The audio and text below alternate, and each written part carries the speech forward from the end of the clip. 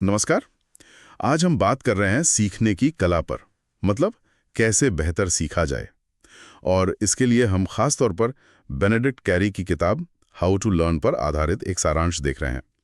हम में से ज़्यादातर लोग, आप जानते हैं, एक खास तरीके से पढ़ते आए हैं, पर सवाल यह है कि क्या वो वाकई सबसे कारगर है। हमारे पास इस किताब का एक डिटेल्ड समरी है और ये सीखने और याद रखने के कुछ ऐसे वैज्ञानिक तरीकों पर रोशनी डालती है जो शायद आपको चौंका दें। तो आज हम इन्हीं स्रोतों में गहराई से उतरेंगे, समझने की कोशिश करेंगे कि सीखने के वो कौन से असरदार तरीके हैं जो शायद हमारी रोज की आदतों से अलग हों पर विज्ञान पर आधारित। चलिए शुरू करते हैं। पहली बात जो मुझे थोड़ी अजीब लगी वो ये कि हमेशा एक ही जगह एक ही डेस्क पर घंटों बैठकर पढ़ना शायद बेस्ट तरीका नहीं है। हमें तो हमेशा ही सिखाया गया कि भाई एक शांत कोना पकड़ो और बस वहीं जमे रहो। हाँ, ये बिल्कुल पारंपरिक सोच है। पर कैरी का काम और ये समरी भी ये बताती है कि दिमाग असल में ना संदर्भ के साथ जानकारी को जोड़ता है, कॉन्टेक्स्ट के साथ। तो अलग अलग माहौल में पढ़ना, जैसे कभी कैफे में, कभी लाइब्रेरी, कभी घर पर, इससे वो जानकारी दिमाग में ज्यादा मजबूती से जुड़ती है। अच्छा, हाँ, फिर जब आप उसे याद करने की कोशिश करते हैं तो दिमाग के पास उस जानकारी तक पहुंचने के कई रास्ते होते हैं, क्योंकि वो अलग अलग जगहों से जुड़ी है। ये तो दिलचस्प है। जगह बदलने से मेमोरी एनकोडिंग बेहतर होती है। ठीक है।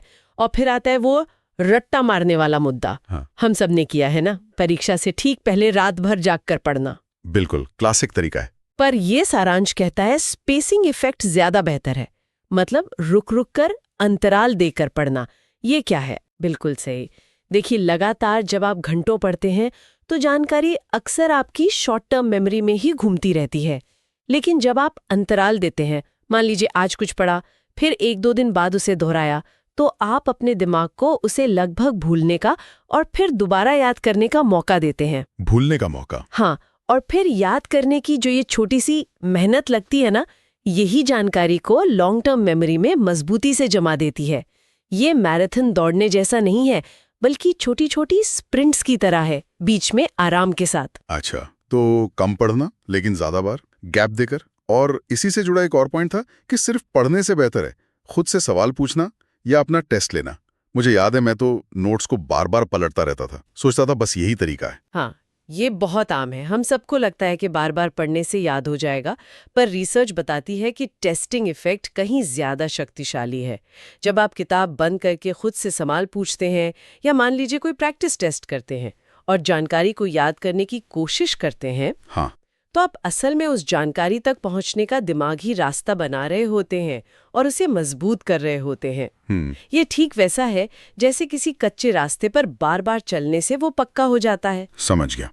मतलब एक्टिव रिकॉल पैसिव रीडिंग से बेहतर है। ठीक है। अब एक और बात जो थोड़ी अलग लगी मुझे वो ये कि एक ही टॉपिक या स्किल को लगातार घंटों प्रैक्टिस करने के बजाय अलग अलग टॉपिक्स या स्किल्स को मिक्स करके अभ्यास करना। जैसे गणित के सवाल कर रहे हैं तो अलग अलग चैप्टर्स के सवाल एक साथ करना, ऐसा कुछ। जी हाँ, बिल्कुल। इसे इंटरलीविंग या मिक्स्ड प्रैक्टिस कहते हैं। होता क्या है कि जब आप एक ही तरह की चीज बार बार करते हैं तो आपका दिमाग थोड़ा ऑटो पायलट पर चला जाता है, बोरियत भी होती है। लेकिन जब आप अलग अलग तरह की समस्याओं या कॉन्सेप्ट्स के बीच स्विच करते हैं तो दिमाग को ज्यादा मेहनत करनी पड़ती है, उसे एक्टिव रहना पड़ता है। अच्छा, उसे पैटर्न पहचानने पड़ते हैं, कॉन्सेप्ट्स के बीच अंतर समझना पड़ता है और हर बार सही तरीका चुनना पड़ता है। ये असल में वास्तविक जीवन की चुनौतियों के लिए बेहतर तैयारी करवाता है, जहां समस्याएं अक्सर मिक्स होकर ही आती हैं। सही बात है। लाइफ में प्रॉब्लम्स टॉपिक वाइज नहीं आती। और शायद सबसे चौंकाने वाली बात कि थोड़ा भूलना सीखने के लिए अच्छा है। ये कैसे हो सकता है? भूलना तो हमेशा बुरा लगता है। हाँ, ये सुनने में एकदम उल्टा लगता है ना, पर यहाँ वांछनीय कठिनाई या डिजायरेबल डिफिकल्टी का कॉन्सेप्ट समझना जरूरी है। जब आप कोई जानकारी लगभग भूलने लगते हैं, मतलब पूरी तरह नहीं भूले पर याद करने के लिए थोड़ा जोर लगाना पड़ रहा है। हाँ, वो टिप ऑफ द टंग वाली फीलिंग। बिल्कुल। और फिर जब आप जोर लगाकर उसे याद कर लेते हैं तो उस याद करने की प्रक्रिया से वो जानकारी आपके दिमाग में पहले से कहीं ज्यादा मजबूती से बैठ जाती है। अगर कोई चीज बहुत ही आसानी से याद आ जाए हर बार, तो शायद वो उतनी गहरी नहीं जमी है। थोड़ी मुश्किल असल में सीखने को गहरा बनाती है। कमाल है। मतलब थोड़ा स्ट्रगल अच्छा है, और आखिर में नींद और थोड़े व्यवधान की बात भी थी समरी में। नींद का महत्व तो खैर हम सब जानते हैं। हाँ, नींद तो सीखने के लिए अनिवार्य है, बहुत ज़रूरी। इसी दौरान दिमाग दिन भर की जानकारी को प्रोसेस करता है, कंसोलिडेट करता है, स्टोर करता है। बिना अच्छी नींद के सीखना अधूरा है। लेकिन ये व्यवधान वाली बात, डिस्ट्रैक्शन, क्या ये भी फायदेमंद हो सकता है? हाँ, यहाँ थोड़ा समझना होगा। समरी का इशारा यह है कि कभी-कभी काम के बीच में आया एक छोटा अनियोजित ब्रेक या ध्यान का हल्का सा भटकना, जैसे अचानक कोई और विचार आ जाना, ये कभी-कभी दिमाग को रीसेट कर सकता है। और जब आप वापस काम पर लगते हैं तो शायद फोकस बेहतर हो सकता है। अच्छा। जाहिर है, इसका मतलब ये नहीं कि लगातार फोन चेक करते रहें, वो तो नुकसानदायक है। बात हो रही है एक नियंत्रित छोटी व्यवधान की, जो कभी-कभी हो जाता है। तो मतलब ये हुआ कि सीखना सिर्फ घंटों की मेहनत या रट्टा लगाने का नाम नहीं है, बल्कि ये सही तकनीक, स्मार्ट तरीके अपनाने का खेल है। दिमाग कैसे काम करता है उसे समझकर। एकदम सही कहा। निचोड़ यही है। मुख्य बातें क्या हैं? रटने की बजाय समझने और याद करने पर जोर दें, मतलब रिकॉल। पढ़ाई में अंतराल दें, स्पेसिंग रखें, खुद को नियमित रूप से परखें, टेस्ट करें, विषयों को मिक्स करके अभ्यास करें, इंटरलीविंग।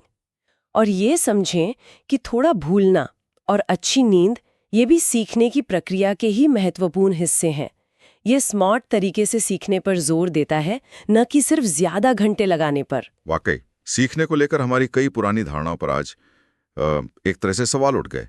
जगह बदलने से लेकर भूलने के फायदे तक इस चर्चा से सोचने के लिए बहुत कुछ मिला है। हाँ, और अब ये सोचना रोचक होगा कि इन वैज्ञानिक तरीकों को जानने के बाद हम अपनी सीखने की आदतों में कौन सा एक छोटा सा लेकिन शायद महत्वपूर्ण बदलाव लाने के बारे में सोच सकते हैं।